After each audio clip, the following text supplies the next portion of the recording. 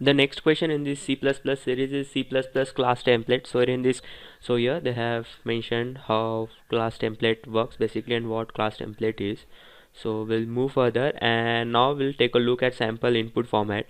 So here the first line will contain an integer n. So here there is 3, so it is n, and each of the next n line contains the type of elements provided, and depending on that type, okay, so here as we are using template, so depending on that type we have to get a desired output. Okay, so here as you can see the n is 3, so the number of test cases are 3, so there are 3 test cases over here as you can see it, and the type will be of int, float and string, and we just have to concatenate it and we have to print them. Okay, so as you can see it in the output section, they have concatenated John and Doe, and they have printed here 1 plus 2 is 3, and here there is float addition. So yes, that's it.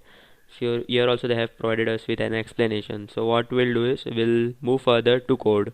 So this code is already provided to us by HackerRank, and we'll take a look at it.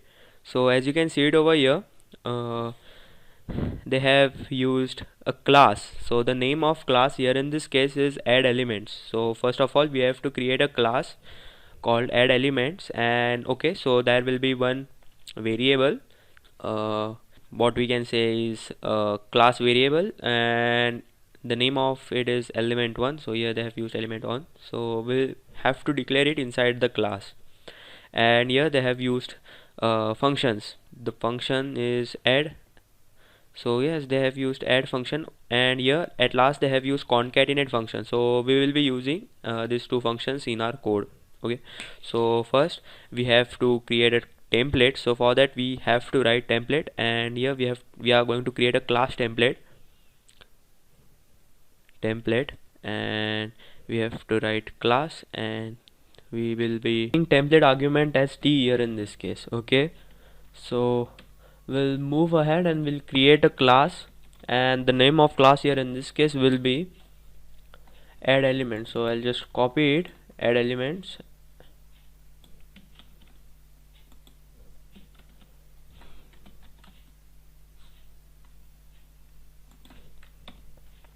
okay. So as you can see it over here, they have created a class add elements, and here they have created an object of that class my float. So this is an object, and here they have used a constructor, and to that constructor they have passed one element. So for that we will be requiring a variable, so we'll declare that variable as a private, and the name of that variable here in this case will be element, and the type will be t element1.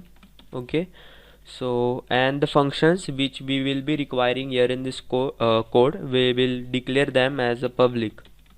Down below we will write a constructor. For that we will be requiring class name. So I'll just copy it and we'll paste it over here. So it will require a one parameter which is this element. So for that we'll take a type as t, and we'll pass x as a parameter to that, and what we'll do is we'll assign this value x to our private variable which we have declared it over here.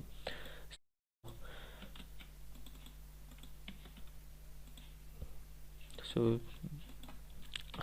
the value of x is assigned, or you can say copied, to element 1. Okay, so after that as you can see it down over here, there are two functions. They are highlighted as an error as you can see it over here, because we have not declared that functions inside this class. So there are two functions, one is the add function and another one is a concatenate function. Okay, so we'll now go ahead with the add function.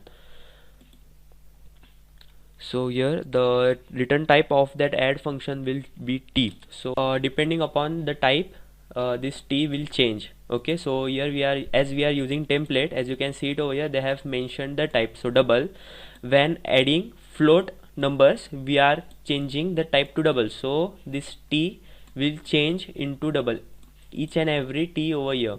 Okay, So t is a template argument, so this will change to double in case of float addition, and in case of integer addition this t will change to integer. We'll move ahead and we'll write code for add function. Add, and inside that they are taking one parameter, so the type of that parameter here in this case will also be t, and we will be using reference variable, and the name of that reference variable will be x. Okay, so now we have to return the addition. So for that we'll write return,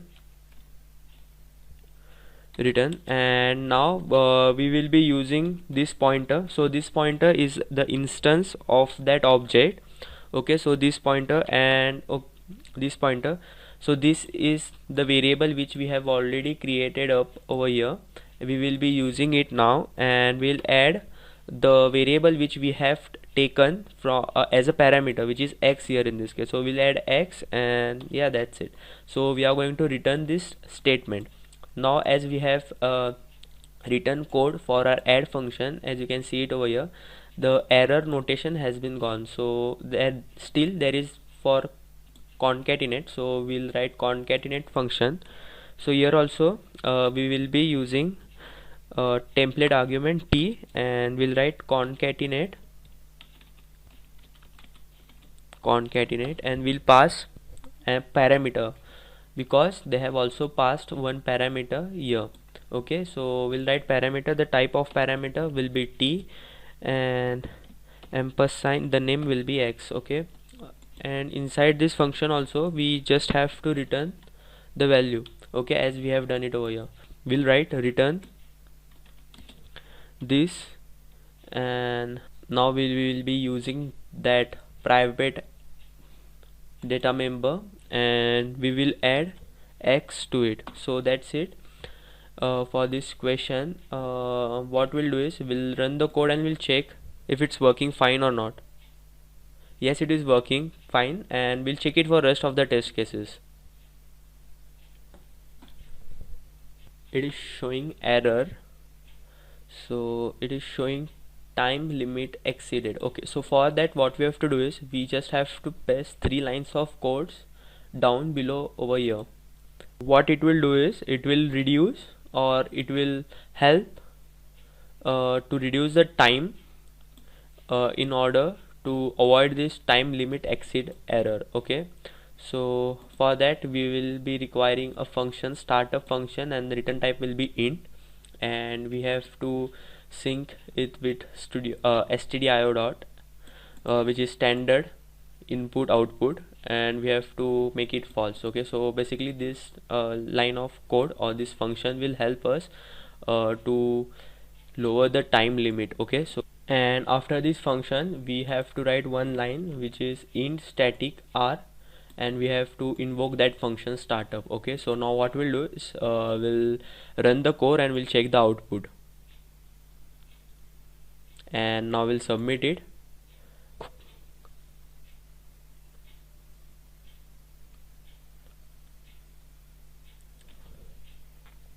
Yes, it is working for all the test cases. The solution for all other questions included in the C++ series are available on my channel. And also thank you guys for watching this video. If you have any query, let me know it in comment section given below.